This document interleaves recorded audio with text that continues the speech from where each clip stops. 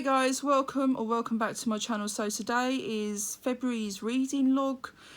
So I'm just going to go through the smaller things first and then we'll talk about the books that I finished. So in the month of February I managed to read 3 newspapers, 2 magazines.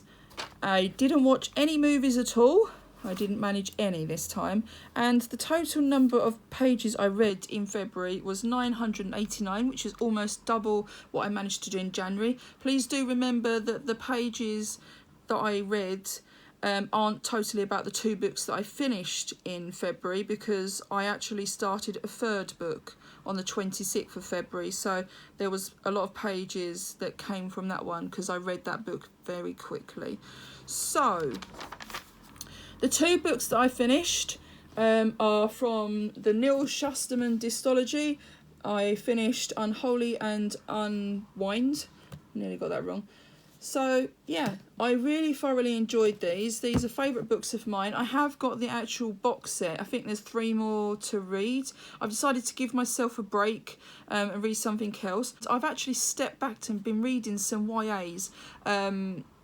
It's been nice to have things that have been more of a quick read that I can just get through quickly and enjoy and feel like I'm achieving for the moment, because I've been going through a lot with my health and my family's health, being away from YouTube, anniversaries, you get what I'm trying to say. So I've come away from that for a minute. So these are book 1 and book 2, obviously, from the series. This is book 1, this is book 2.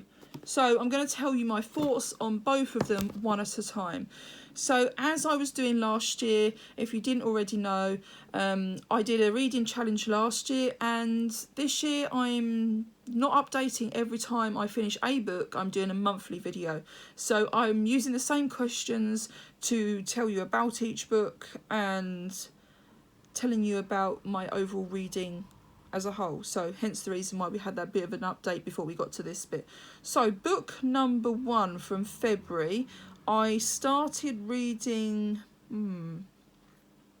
So the first book I finished was obviously Unwind, which is the first in the series.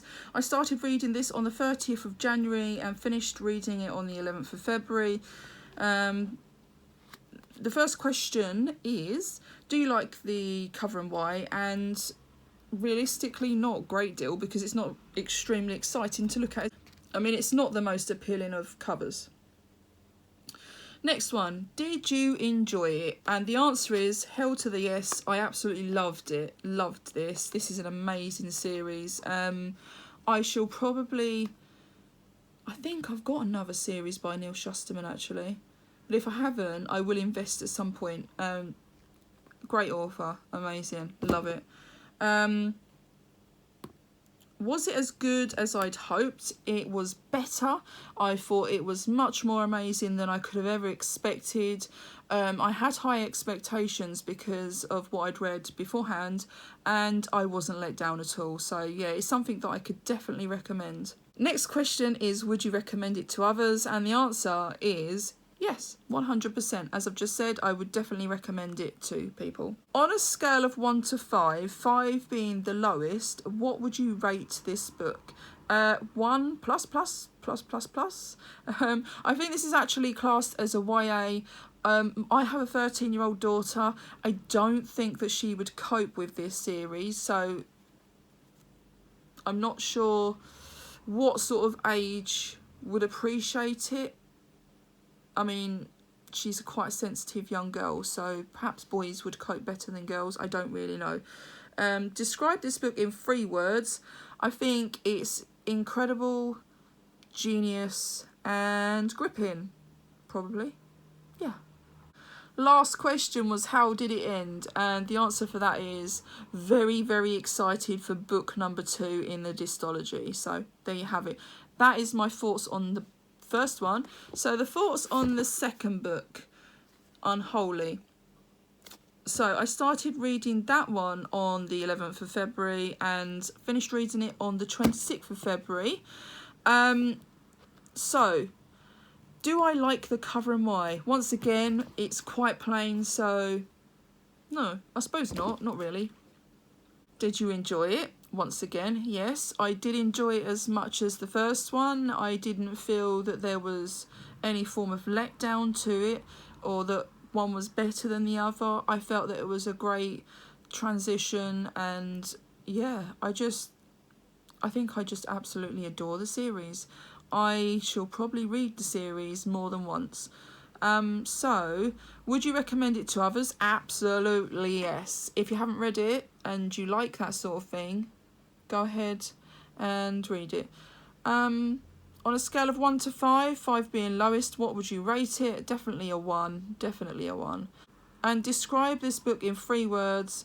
Incredible, intense, and genius. The author's got some real talent, really has.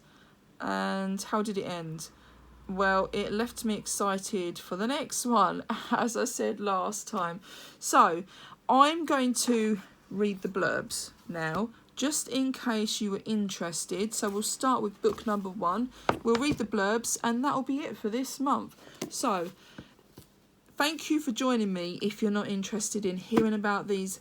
If you agree that it might be better to have the blurbs being read out at the end of the video, just so you hear the rest of my thoughts beforehand, let me know. Or if you would prefer that I'm reading the blurb before giving you my opinions on each book, then perhaps I can go back to doing that. Just let me know what you prefer. So, book number 1, it says Connor, Risa and Lev are running for their lives. The Second Civil War was fought over by reproductive rights. The chilling resolution: life is inviolable from the moment of conception until age 13. Between the ages of 13 and 18, however, parents can have their child unwound, whereby all of the children's organs are transplanted into different recipients, so life doesn't technically end. Connor is too difficult for his parents to control. Risa, a ward of the state, is not talented enough to be kept alive. And Lev is a tithe, a child conceived and raised to be unwound. Together, they may have a chance to escape and to survive. That was book number 1.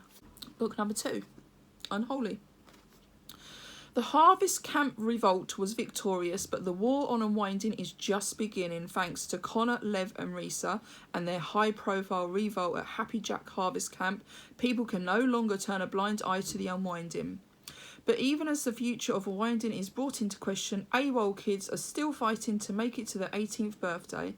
Connor has his hands full running the graveyard, a safe haven for kids like him who escaped unwinding. Risa, paralysed from the waist down after the attack on the camp, is afraid that she may be of more... Risa, paralysed from the waist down after the attack on the camp, is afraid that she may be more of a burden than a help. And Lev finds himself involved in an underground movement to rescue tithes, where he is practically worshipped as a god. One of them will be betrayed, one of them will go on the run, and one of them will cross paths with Cam, a teen who doesn't exist. A 21st century Frankenstein's monster, Cam is made entirely out of the parts of the unwind, and none of them will be ready for the startling truth behind the unwinding. So, there you have it. I'm not going to give you spoilers, that's as good as you're going to get. I don't believe in spoiling it for others, so yeah. I hope you've enjoyed this video. Take care of yourselves. I hope you're all well. And I'll see you again in the next video. Goodbye, guys.